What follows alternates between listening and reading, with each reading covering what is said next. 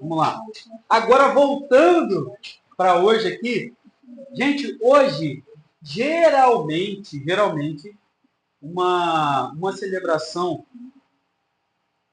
que as pessoas entendem como uma celebração ou um ato católico é o Domingo de Ramos. Domingo de Ramos. Não é isso? Todo mundo. Aí só que muitos evangélicos vão entender que isso é uma celebração católica e não evangélica. Mas esse acontecimento está na Bíblia e eu vou falar sobre esse acontecimento hoje, tá? Então, geralmente é lembrado como uma tradição católica, mas nós vemos hoje em dia várias igrejas lembrando sobre isso, né? Lembrando. O Domingo de Ramos não é simplesmente uma celebração católica, né? Pelo que normalmente entendemos, né? Mas nós podemos dizer o quê? Não católica por entender a Igreja Católica, mas poderíamos encaixar o Domingo de Ramos como uma celebração universal, que católico significa universal. Poderíamos dizer que o Domingo de Ramos, todas as igrejas de Cristo do mundo todo poderiam celebrar. Então, a Igreja de Cristo, a Igreja universal, que a palavra católica significa universal, poderia estar celebrando, né, o Domingo de Ramos, ou poderia estar lembrando. A gente não está celebrando, eu estou aqui fazendo uma menção, estou lembrando, estou aqui lembrando aquilo que aconteceu, né? Então, não é uma obrigação que se faça isso, mas é bom lembrar, já que tem muita gente falando sobre esse momento, que é o domingo que antecede, vamos dizer, a Páscoa, que é o domingo que antecede a morte de Cristo. Então, nós vamos falar sobre isso de maneira bíblica, já que tem as pessoas falando por aí de uma maneira que não é bíblica, ou especulando uma coisa que ouviu de outro e não viu biblicamente, nós vamos falar sobre isso biblicamente para trazer conhecimento para a gente e a gente entender e poder falar isso de uma maneira correta. Então, todos aqui, nós sabemos aqui que eu sempre prego em séries positivas, não é isso? Eu estou pregando, hein? Qual livro eu estou pregando? 1 Coríntios, né? Estou no qual capítulo? Já esqueci, não lembro não. Lembra aí? Estou em qual? Estou no 10, né? Mas eu acabei o 10? Eu não lembro se eu acabei. Agora eu estou falando sério, eu não estou jogando não. Mas eu acho que eu não acabei o 10 não. Não acabei não. Parei em algum versículo. Não foi? Do capítulo 10, de 1 Coríntios. Qual versículo eu não lembro. Depois eu vou lembrar. Então, eu sempre interrompo essas séries para poder trazer algum conhecimento sobre algum tema do momento, geralmente, principalmente algum tema que venha a remeter ao nosso calendário, ou ao nosso calendário litúrgico, ou alguma data que esteja inclusa na palavra do Senhor, né? Na nossa, vamos dizer, na nossa tradição, né? Olhando para aquilo que a Bíblia nos ensina. Então, sempre eu faço isso, já que está todo mundo falando sobre esse assunto, ou de repente, né, até na TV, fica todo mundo falando, vamos falar desse assunto de maneira bíblica? Vamos trazer esse assunto de maneira bíblica? E é exatamente isso que eu vou fazer hoje. Domingo de Ramos é o domingo que antecede a Páscoa, com a morte de Jesus. Então, vamos lá abrir as nossas Bíblias em João, capítulo 12. O Wendel vai abrir, vai colocar aqui. Vamos ler daquela mesma maneira. Capítulo 12, versículo 12. Evangelho de João, capítulo 12, versículo 12. Eu vou ler só do 12 ao 27 apenas.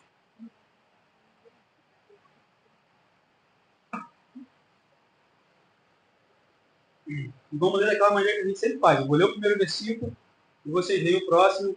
Você que tiver com a Bíblia versão diferente da NVI, está aqui, lê aqui. Depois você acompanha na sua Bíblia, né, para poder a gente ler a mesma versão, ler, sei lá, uma só voz aí. Eu vou ler o primeiro versículo e vocês leem o próximo, ok? Diz assim, versículo 12. No dia seguinte, a grande multidão que tinha vindo para a festa ouviu falar que Jesus estava chegando a Jerusalém.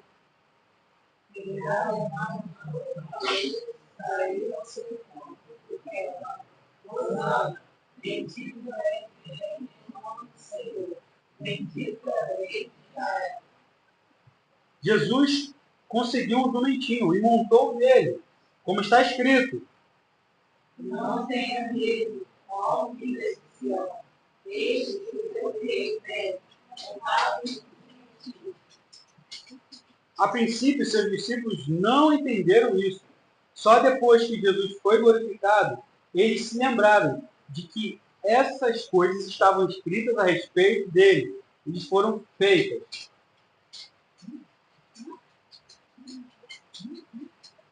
Dezessete agora.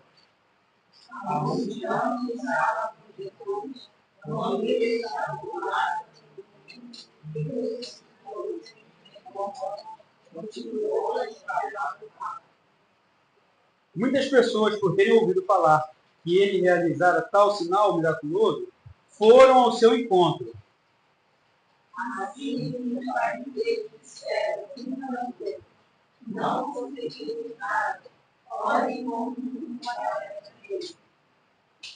Entre os que tinham ido adorar a Deus na festa da Páscoa estavam alguns gregos. Eles se aproximaram de Filipe, que era do como eles Senhor, queremos ver Jesus. Filipe foi dizê-lo a André, e os dois juntos o disseram a Jesus.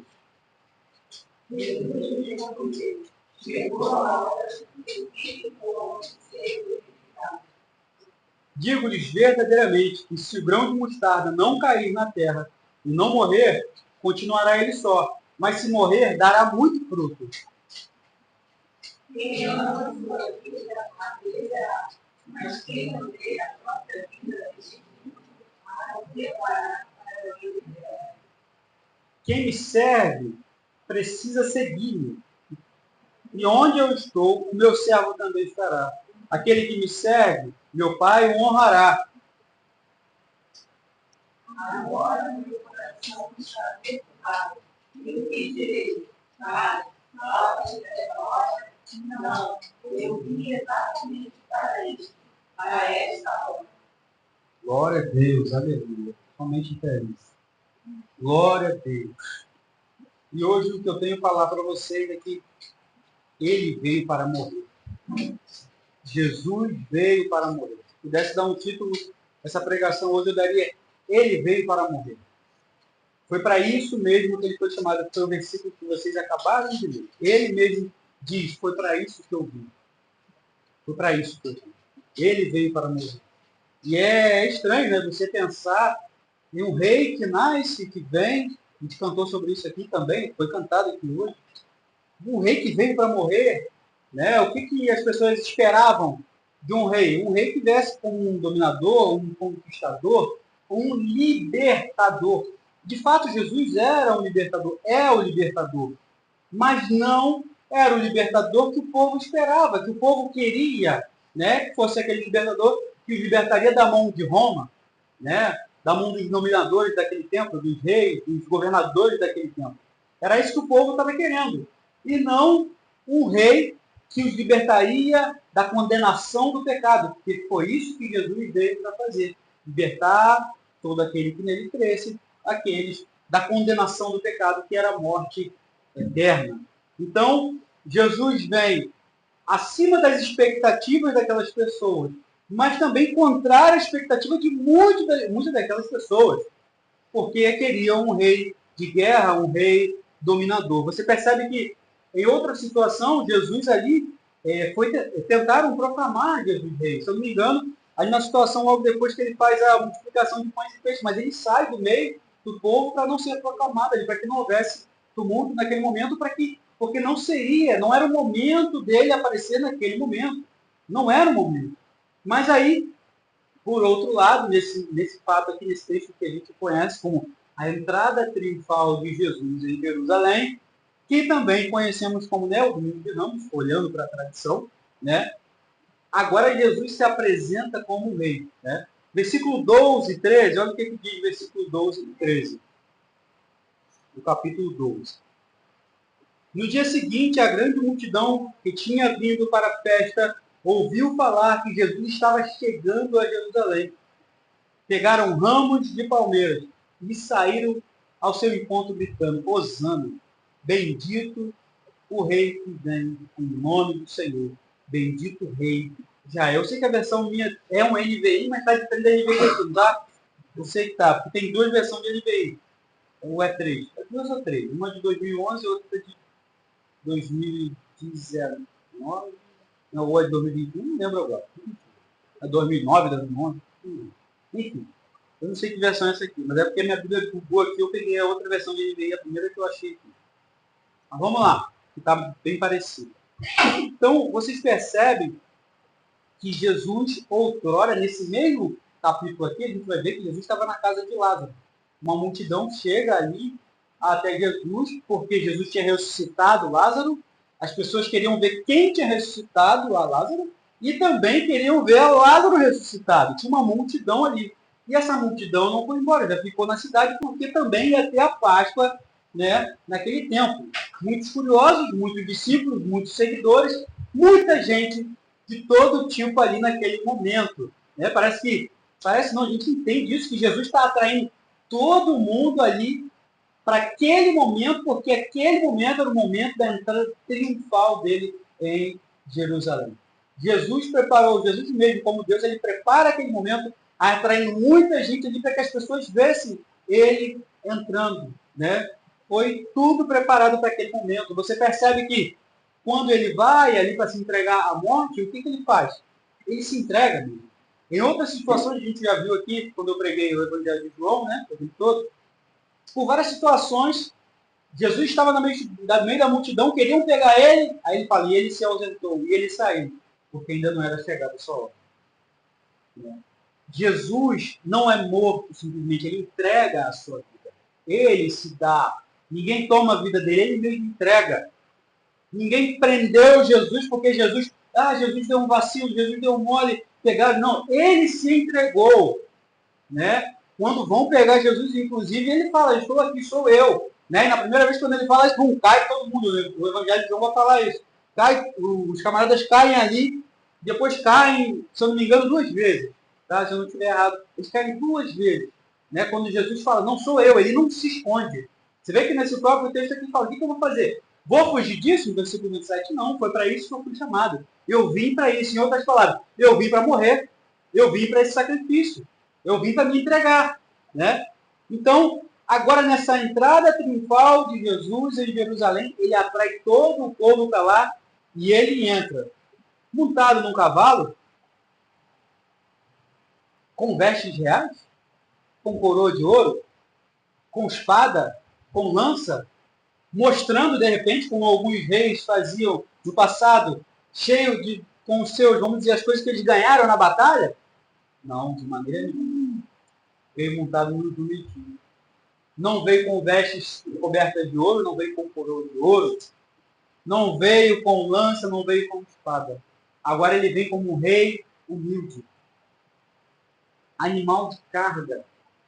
Não era um animal para mostrar nada, para se mostrar, era um animal usado para carga. Então, Jesus, só em ele entrar dessa maneira, ele já mostra que o reino dele não é desta terra. Ele já mostra que o que ele veio fazer é totalmente diferente do que aquelas pessoas daquele momento estavam esperando. Um rei, né, talvez guerreiro. Porque se você pensa bem, aqueles que estão esperando um rei, filho de Davi, da linhagem de Davi, o que eles vão pensar? Olham para Davi, lembram de Davi, quem foi Davi, conquistador, fez tantas coisas. Vai ser igualzinho a Davi. Vai ser igualzinho a Davi, é filho de Davi, da linhagem de Davi. Mas não, ele veio para mostrar que o reino de Deus não é dessa terra. E a multidão grita, Hosana, bendito o rei que vem em nome do Senhor. Hosana significa salva-nos. Uma das possíveis traduções, salva-nos. Salva-nos. Como se ele estivesse gritando, salva-nos, Jesus. E provavelmente, possivelmente, por aquilo que a gente lê também, a gente vai entender que eles estão clamando para que Jesus libertasse eles do poderio de Roma. Só que Jesus veio para libertar eles das garras do pecado, da condenação do pecado, e não do poderio de homem nenhum, porque ele veio estabelecer o reino de Deus, e não o reino dos homens. Não o reino dos homens. Né? Tem até um livro chamado o reino de Deus, é o reino de ponta cabeça. É totalmente diferente daquilo que os homens esperam. Né? É diferente. Aquele que é o maior agora está servindo a mesa. Jesus fala, eu sou como aquele que estou servindo a mesa. Eu não sou como aquele que está sentado, eu sou como aquele que serve. E é interessante que Jesus, mais do que estar servindo, ele se serve. Ele se serve como sacrifício. Ele se entrega como sacrifício. Ele entrega o seu corpo, ele entrega o seu sangue. Ele entrega. Ele não tem medo do que os homens vão falar dele, não tem medo da reputação que vão pensar dele. Ele sabe quem ele é. Ele sabe porque ele é Deus, ele sabe o que Deus incumbiu para ele fazer. E ele faz aquilo que Deus determinou para que ele pudesse fazer. Jesus não liga das pessoas que estão falando, esse daí come com pecadores, esse daí que está fazendo isso, que está fazendo aquilo. Jesus falou, eu vim para fazer a obra do meu Pai, a vontade do meu Pai. E ele não ligou de fazer aquilo que tinha que ser feito, independente de que os homens falassem dele. Versículo 14 e 15. Jesus conseguiu um jumentinho e montou nele. Como está escrito, não tenha medo, ó cidade de Sião, ou ó filha de Sião. Eis que o seu rei vem montado no jumentinho. Né? Isso aí ele está lembrando da profecia que apontava para como Jesus viria, se eu não me engano, de Zacarias. Eu esqueci de anotar, mas eu acredito que é Zacarias que fala isso. Então, essa profecia, né? Ele não era, como eu já falei, né? Adiantando anteriormente, eu falei, coberto de ouro. Ele não era como um rei terreno. Ele não era aquilo que as pessoas esperavam que ele fosse. Ele era aquilo que ele tinha que ser. O Salvador. Humilde, santo, justo, perfeito. Enviado por Deus para salvar todo aquele que nele crê. Porque todo aquele que nele crê não vai perecer, mas vai ter vida eterna. O rei de toda a terra. O rei da história. É Jesus, o rei da glória. O rei da glória. Aquele filme O Quarto Sábio fala uma frase ali para aquele camarada que está lá procurando Jesus aí. Não sei se quem já viu esse filme, O Quarto Sábio. Fiquei aqui na igreja, eu botei ele algumas vezes. O pessoal já viu aí. O Quarto Sábio. E ele está procurando onde nasceu Jesus, onde está o rei. Ele vai passando os anos e ele não acha. Ele está procurando, e procurando. E fala, poxa, já procurei nos palácios, eu procurei lá, procurei. Chegam para ele, não procure esse rei de palácio. Procure nas vielas. Procure nos becos. Procure. Mostrando que o reino dele não tinha nada a ver com as coisas dessa terra. E é interessante que eu ouvi uma outra frase também. Quem diria que o rei de toda a terra nasceria no lugar onde se coloca comida para animais? Quem diria que o rei de toda a terra ia nascer, vamos lá falar, num coxo, onde se coloca comida para animais? Quem diria? E não só nasceria como nasceu o rei de toda a terra, no lugar onde é colocado comida para animais. O reino de Deus não é dessa terra. O reino de Deus não é daqui. Interessante que quando perguntam, e quando vier esse rei? Quando vier, como é que vai ser? Como é que vai ser esse rei? Como é que a gente vai saber? O reino de Deus cresce no meio de vocês. Está no meio de vocês. Cresce dentro de vocês. E o reino de Deus vem à terra através de Jesus. E quando Jesus volta para o Pai, o reino já está se manifestando através de Jesus. Já está se manifestando através de Jesus.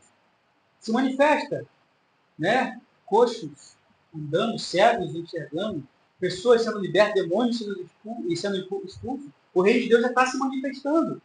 Jesus veio para salvar, mas veio para libertar o homem de todas as outras coisas também. É o reino de Deus se movendo. É o reino de Deus. Vai estar aqui, vai estar ali? Não. Cresce dentro de vocês. E quando Jesus vai para o Pai, ele diz que não deixa 20 órfãos. Ele vai deixar quem? O Consolador, o Espírito Santo. E o reino de Deus continua se movendo através de mim e de você. Se em mim e você habita o Espírito Santo. E vai alcançando a outros. E o reino de Deus vai crescendo, crescendo, crescendo e se movendo através de mim e através de você. Versículo 16. A princípio, os seus discípulos não entenderam isso. Só depois que Jesus foi glorificado, eles se lembraram de que essas coisas estavam escritas a respeito dele e foram feitas. Coisas do tipo, o rei viria montado no jumentinho, o rei morreria e ressuscitaria, o Salvador, você vai morrer, mas vai ressuscitar. Começaram, depois que Jesus morre, ressuscita, aí que o povo vai dar conta de que, caramba, era Jesus mesmo. Lá no Salmo 118 não dizia isso. Lá em Zacarias não falava isso. Lá em Isaías não falava isso. Lá em Jeremias não falava isso dele. Caramba, era Jesus mesmo. Era Jesus mesmo, era o Salvador mesmo. É ele sobre quem foi falado. É esse o Salvador mesmo. É esse. E aí as pessoas começam a lembrar das coisas que Deus já tinha dito que aconteceria. Porque Deus prometeu que viria o Salvador através dos profetas. Não foi isso que ele fez? Deus não só prometeu, ele cumpriu, mas ele prometeu, ele fez com que relatasse e escrevesse, e agora ele mostra tudo aquilo que Deus prometeu, agora acontece. Deus não é homem para que minta. Prometeu, ele não só fala e não só faz, como ele também confirma aquilo que ele fez. Ele mostra que foi ele mesmo que mostrou tudo isso. Versículo 17 e 18. A multidão que estava com ele, quando mandara Lázaro sair do sepulcro e o ressuscitaram dos mortos, continuou a espalhar o fato. Olha só, muita gente, como eu já falei anteriormente, foi até a casa de Lázaro, estava ali para poder ver Jesus, para poder ver Lázaro, quem ressuscitou e quem foi ressuscitado, continuou ali. Versículo 18. Muitas pessoas, por terem ouvido falar que ele realizara tal sinal miraculoso, foram ao seu encontro. Então, muitos curiosos, muitas pessoas queriam ver tanto quem realizou o milagre, quanto o milagre andando, se movendo ali, né? Morto depois de 3 dias, já cheirava mal, né? E agora está ali andando, falando, cantando, talvez, rindo, bebendo, comendo. Caramba, quem foi que fez isso? Jesus. E olha para o milagre ali, né, andando, milagre ambulante ali, andando ali. Então, muitos foram ali só por curiosidade. Queria ver quem realizou o milagre, queria ver o milagre, né, vamos dizer assim. No meio dessa situação, muitos se convertem, outros não, outros só ficam como aqueles que estão vendo. Muita gente, na nossa caminhada, muita gente só vai querer ver o milagre. E vai continuar só como aqueles que veem, aqueles que olham, né? Aqueles que acompanham só. Nunca vão se converter. Porque você vai ver por situações. Jesus vai lá e está pregando, ele está falando para a multidão, né? Jesus fala alguma coisa que a multidão não gosta, e aí a multidão vai embora. Nem todo mundo fica para ouvir o que Jesus está falando. Nem todo mundo concorda com o que Jesus está falando. Né? Ou seja, eles só foram lá por causa dos milagres, por causa da comida, por causa da bebida, porque queriam ver alguma coisa, né? Curiosos. E eles continuam como esses curiosos e nunca se chegam para próximo de Jesus. Nunca se chegam para ter Jesus como Salvador, como Senhor. A gente precisa, em algum momento da nossa vida, olhar para a nossa caminhada, olhar para a palavra do Senhor e pensar, caramba, eu sou como aquele que está observando ou como aquele que está seguindo de fato Jesus? Será que eu estou seguindo mesmo a Jesus, de fato? Ou só estou observando? Eu só estou olhando. Estou caminhando perto, mas não sou um seguidor. Estou olhando de longe.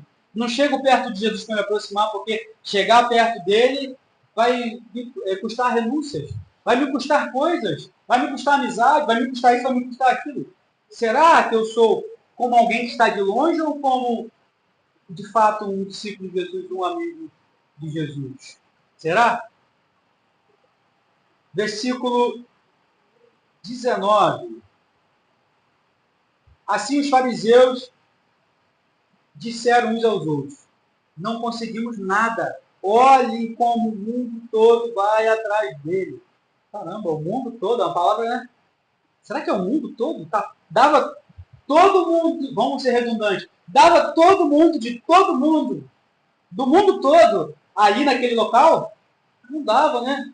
Mas aí, quando a gente lê uma expressão assim, o mundo todo, na verdade é porque você vai pensar de todas as regiões vizinhas ali, de outras coisas ali, estava todo mundo ali, era uma multidão muito grande. Não é que estava o mundo todo ali porque não ia dar o mundo todo ali. Não é isso. Não é isso que o texto está querendo dizer. Mas os fariseus veem que eles não vão arrumar nada ali, que eles não vão conseguir nada ali. Né? Não vão conseguir nada. Você vai ver que aqui em João não fala isso, mas nos outros evangelhos vai falar que os fariseus querem que Jesus mande a multidão ficar quieta. Não deixe os discípulos ficarem quietos. Jesus fala, se eu mandar eles falar até as pedras vão clamar. Ou seja, ele quer dizer algo impossível. É algo impossível. Então eu não tenho como mandar eles falarem. Porque aquele momento foi decretado que ia acontecer, como ser redundante de novo, naquele momento. Então não tinha como mudar aquilo. E, em outras palavras, é isso que Jesus quer dizer. Ele tinha que ser proclamado rei naquele momento. Aquelas palavras tinham que ser ditas naquele momento. E aquele momento foi preparado para isso. Então Jesus não podia mudar aquilo que já tinha sido preparado, aquilo que já tinha sido decretado. Né? Versículo 20, 21 e 22, vamos ver o que ele diz. Entre os que tinham ido adorar a Deus na festa da Páscoa, aí você vai ver que tinha gente que foi ver Jesus, foi ver Lázaro, né? Na casa de Lázaro, e tinha gente também que estava já para a festa da Páscoa. Então, entre os que tinham ido adorar a Deus na festa da Páscoa, estavam alguns gregos. Eles se aproximaram de Filipe, que era de Betsaida, ou seja, alguém local ali da Galiléia, com um pedido: Senhor, queremos ver Jesus. Filipe foi dizê-lo a André, e os dois juntos o disseram a Jesus. Né? Os gregos ali queriam, chegaram, né?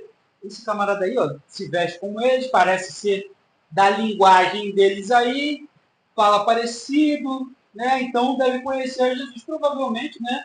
É o QI, famoso QI, quem indica, né? Para você chegar até alguém que você não consegue, né? Aí, vamos falar com ele que vai levar até lá, né? Só que aí, a resposta de Jesus não tem nada a ver com o que eles vão falar. Olha o que diz no versículo 26, a resposta de Jesus. Jesus respondeu, chegou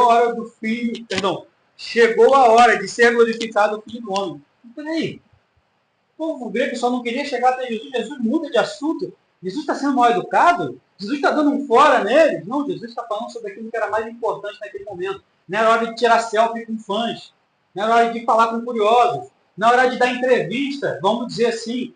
Aquilo era o que era mais importante, ele fala sobre aquilo que é mais importante, corrigindo.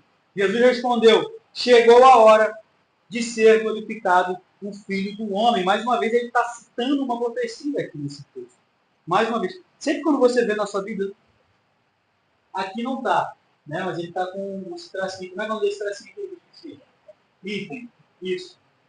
Geralmente está item ou está entre aspas, porque ele está citando alguma profecia. Ele está citando a palavra de alguém. Tá? Sempre quando você vê isso na Bíblia, Jesus está citando. Pode ser que Jesus venha citar a palavra dos próprios fariseus, a palavra do povo lá, mas nesse caso aqui ele está citando uma profecia. Né? Então Jesus, ele não dá a resposta que os gregos querem, ele não vai lá para satisfazer o desejo dos gregos, ou a curiosidade dos gregos, mas ele fala aquilo que é mais importante, aquilo que foi determinado para acontecer naquele momento. Né? Não era a hora. Não era a hora. Não era a hora daquilo que os gregos queriam, mas era a hora daquilo que Deus tinha pré-determinado para poder acontecer. Versículo 24. Digo-lhes verdadeiramente que se o grão se o grão de trigo não cair na terra e não morrer, continuará ele só. Mas se morrer, dará muito fruto. Então, Jesus aqui coloca a sua morte na figura de um grão plantado na terra. Né? A figura de um grão, na verdade, significava o sacrifício de Jesus. Quando um grão de trigo é enterrado, ele, na verdade, morre e seca antes de se tornar uma folha madura, antes de produzir, né, um ramo ali. Da mesma maneira, Jesus, por sua morte, produziu mais frutos do que poderia ser obtido se eles estivessem no reino terreno, no reino pelo qual eles queriam. Se você pensar bem, vamos lá, olhar para essa comparação aqui de outra maneira. Vamos olhar para essa comparação aqui. Um rei vem como um libertador. O que eles esperavam era um rei guerreiro que viesse lutar, matar, enfim, libertar ele. Mas Jesus é o rei que vem para morrer. E é o rei que vem como uma semente. E aí as pessoas, como esperam um rei terreno, eles achavam que provavelmente o ministério de Jesus daria mais fruto, ou o reino de Jesus daria mais fruto terreno. Mas Jesus fala que não, ele é comparado com uma semente, que precisa morrer, que precisa secar. Mas daquela única semente vai nascer muito, muito, vai dar muito fruto. Vai dar muito fruto. Né? É só você pensar numa semente, se você pensar uma semente de repente comestível. Se você comer aquela semente comestível, o que vai acontecer? Vai se alimentar naquele momento, hein? Tá bom, mas se por acaso você planta aquela semente, quantos frutos no mundo? Quantos frutos não dará? Né? Então, Jesus faz essa comparação na questão da proporcionalidade. De quantos frutos mais deu, porque ele foi enterrado, foi morto, foi enterrado, e aí morre e ressuscita, frutifica, traz vida e traz muitas pessoas para o seu reino, muitos filhos que estavam desgarrados, agora volta para o seu reino. Então, Jesus foi levantado num trono. Jesus fala que chegou a hora, né, do filho ser exaltado, de ser levantado. Só que Jesus não é levantado no trono, ele é levantado na cruz. Ele é colocado na cruz e levantado na cruz. E a cruz, Jesus foi feito para a cruz. Nasceu para ir até a cruz, mas não ficar na cruz. Mas o sacrifício aconteceria na cruz do Calvário. Madeiro, lugar de maldição. Né? Onde todo aquele pendurado no madeiro, como diz a palavra do Senhor, maldito, seja maldito. Porque todo aquele que tinha morte de cruz naquela época era os piores dos bandidos, os mais terríveis, mostrando que era maldito aquele que estava morrendo na cruz. E Jesus morre como esse, maldito. O mais inocente morre como maldito, carregando sobre ele a maldição do pecado, que é a morte eterna. Carregando sobre ele aquilo que viria sobre nós. Jesus faz isso como o nosso Deus, como o nosso Salvador, como o nosso Senhor. Né? Em sua ilustração do grão que morre, Jesus falou diretamente sobre sua própria morte. Ele não exige de nós necessariamente que abramos mão da nossa vida em morte sacrificial, ou seja, não necessariamente todos nós vamos morrer, né, como sacrifício. Estevão e outros mártires, os apóstolos, morreram, não necessariamente. Né? Não necessariamente é isso. Não necessariamente. Deus realmente chama alguns para morrerem. De fato, a gente vê isso biblicamente na história. Mas ele chama muitos mais para permanecerem vivos, prestando serviço útil, que vai trazer muito fruto. Vai trazer muito fruto. Algumas pessoas vão morrer e vai trazer fruto na morte dela. Tem propósito até na morte dela, do justo, do Senhor. Mas outras vão dar mais fruto se elas estiverem vivas, pregando, evangelizando, dando exemplo, fazendo a obra de Deus, fazendo a vontade do Senhor. Não sei se a minha realidade ou a sua realidade vai ser que a gente vai morrer amanhã, mas eu acredito que a maioria de todos nós aqui é para que em vida você dê muito fruto, você produza muito fruto, pregue a palavra do Senhor com a sua vida, pregue a palavra do Senhor com o seu exemplo, pregue a palavra do Senhor aonde você estiver. Tempos atrás eu achava que, eu estava pensando até esse dia, eu vi alguém dizendo assim, foi ministrar numa igreja, foi cantar, pregar, estou aqui, eu li isso essa semana, cumprindo o ID do Senhor. E eu fiquei pensando que outrora eu aprendi assim também, eu cumpri o ID do Senhor. Para mim era só, não, fui ministrar numa igreja, eu fui cumprir o ID. Né? Parece que a gente cresce aprendendo isso erradamente. E o ID do Senhor é você dentro da sua casa, é você na sua escola, no seu trabalho, no seu curso, no meio da sua vizinhança, dentro do ônibus, dentro do Uber, enfim, aonde você estiver, você está cumprindo o ID do Senhor. E Deus quer que você dê muito fruto. Não necessariamente você vai morrer. Pode ser que você venha a ser perseguido. Perseguido em vida. Não necessariamente você vai ser torturado, como a gente sabe da história, como acontece hoje em dia ainda. Mas pode ser que você venha ser perseguido, você venha ser bloqueado no seu local de trabalho, você venha ser, né, as pessoas façam você de bobo, mas você vai estar lá, pregando o nome de Jesus. Jesus não veio como aquele para ser exaltado pelos homens, pela sua inteligência ou por nada disso. Ele veio para pregar o reino de Deus. E porque ele veio para pregar o reino de Deus, inclusive, ele foi rejeitado. Não tenha medo de ser rejeitado. Porque se Jesus foi rejeitado, o que temos de melhor em nós para poder dizer nós não podemos ser rejeitados? O que temos de melhor em nós? O que temos de melhor em nós? Eu não posso ser humilhado. Já vi gente falar isso. Eu sou filho do rei. Eu não posso ser humilhado. Peraí, mas o rei de toda a terra foi humilhado. Mas eu não posso ser humilhado por homens. Mas peraí, o rei de toda a terra foi humilhado por quem? Por homens. Então, se a gente fala isso, que não pode ser, a gente deve estar lendo outra Bíblia. A gente aprendeu diferente do evangelho que Jesus ensinou, deixou para nós. Eu já li o versículo 25? Já esqueci. Já? Não? Aquele que ama a sua vida, a perderá. Ao passo que aquele que odeia a sua vida, neste mundo, a conservará para a vida eterna. Então não necessariamente que você tenha que odiar a sua vida, mas é não amar acima de Deus as coisas dessa terra. Aquele que serve a Deus tem prioridade na sua vida. E sabe que as coisas dessa terra não é prioridade, mas sim fazer a vontade de Deus é prioridade.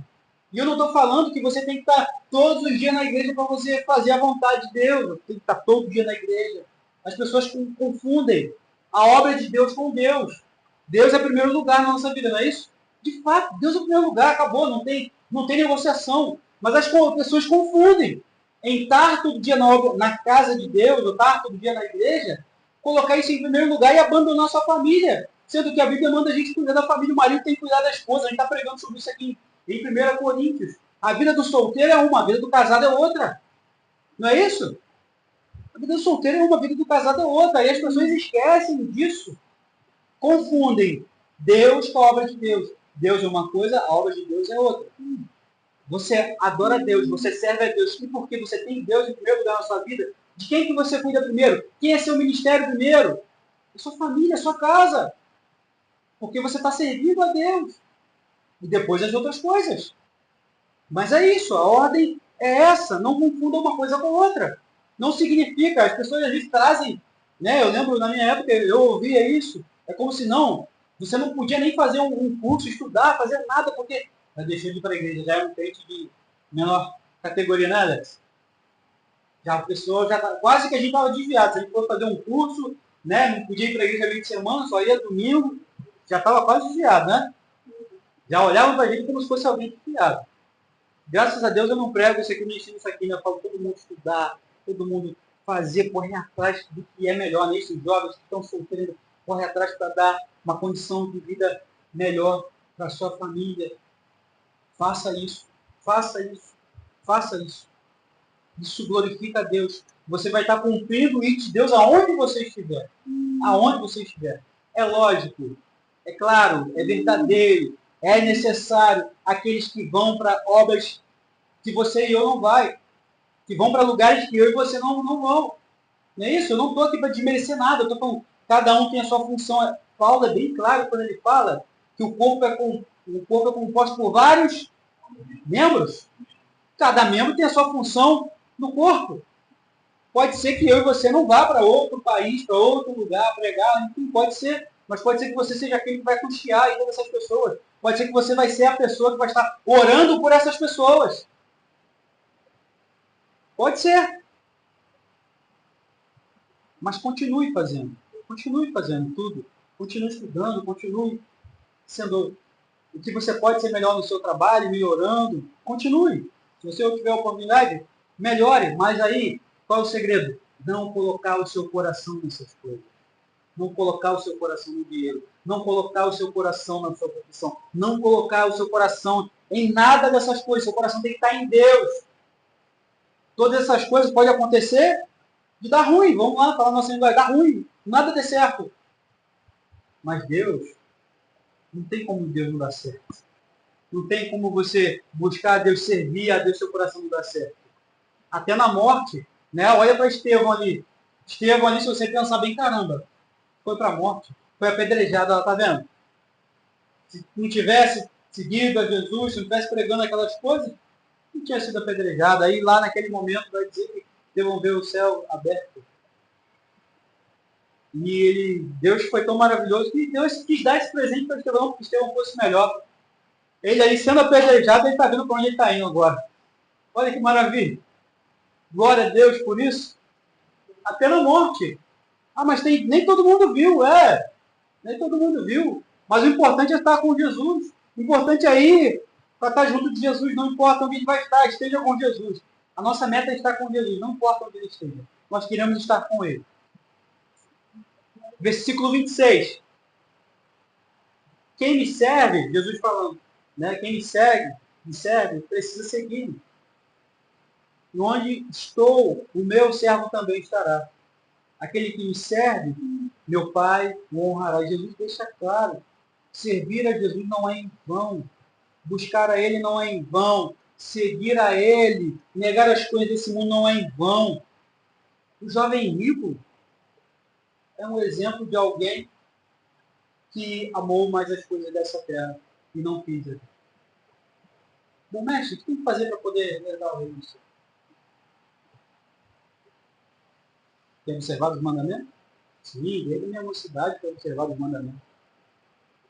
Ainda te falta uma coisa. Vende tudo que você tem e dê aos pobres.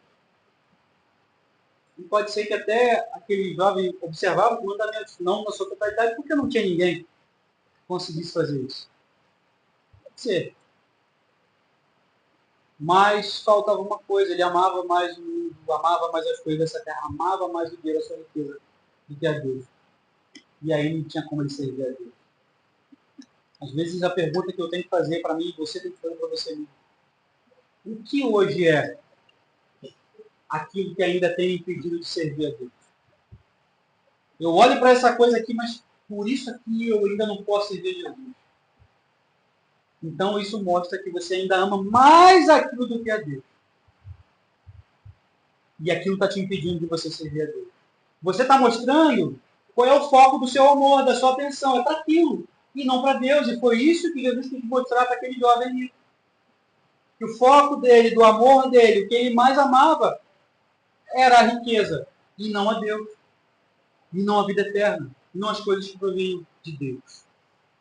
Que hoje pode ser algo que está, como aquele jovem rico, pode ser na minha e na sua vida. O que pode ser? Está te prendendo de servir a Deus, de se entregar a Deus. Quando escolhemos segui-lo, devemos viver somente para a glória de Deus. Isto não significa que nós não devemos nos divertir, que não teremos alegria aqui, que não conseguiremos coisas aqui. Isso não significa. Antes, isso significa simplesmente que viveremos para honrar a Deus. E então, assim, honrar o Pai. E como diz no versículo 26, o Pai nos honrará. E honra, existe honra maior do que no final de tudo Deus falar assim, ó, vem meu filho. Vem meu filho. Existe honra maior do que isso? Né? As pessoas vão usar aquele ditado, não, porque os humilhados serão exaltados. Pega um texto bíblico lá, esqueci agora qual texto, sumiu da memória aqui agora. Vai falar sobre a questão da honra, inclusive.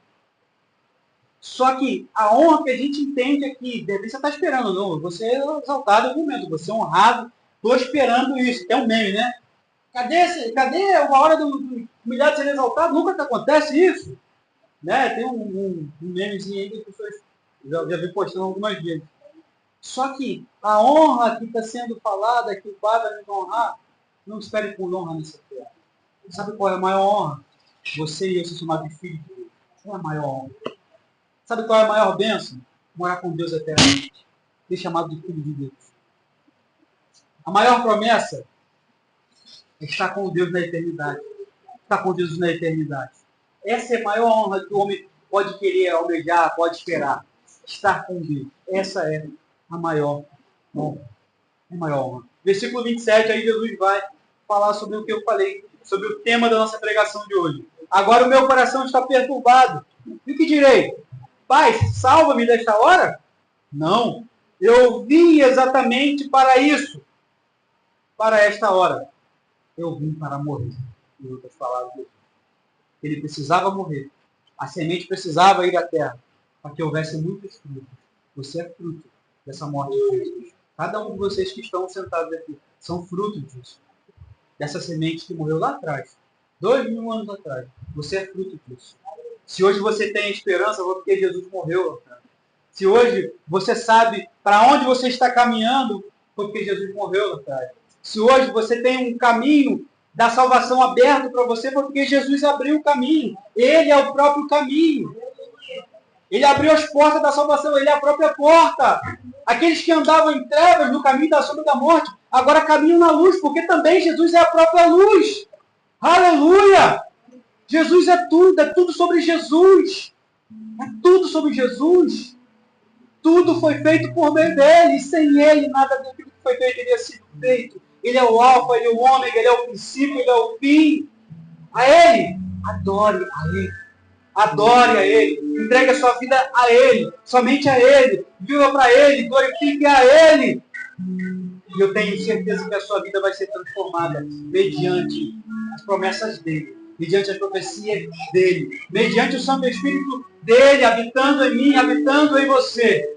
Glórias ao nome de Jesus. Aplauda o nome de Jesus nessa hora. Aplauda o Senhor. Aleluia. Glória a Deus. Aleluia. Quero que você fique de pé nessa hora. Ministério do louvor. Ele vai passar a meditação na ceia. Glórias ao nome do Senhor Jesus.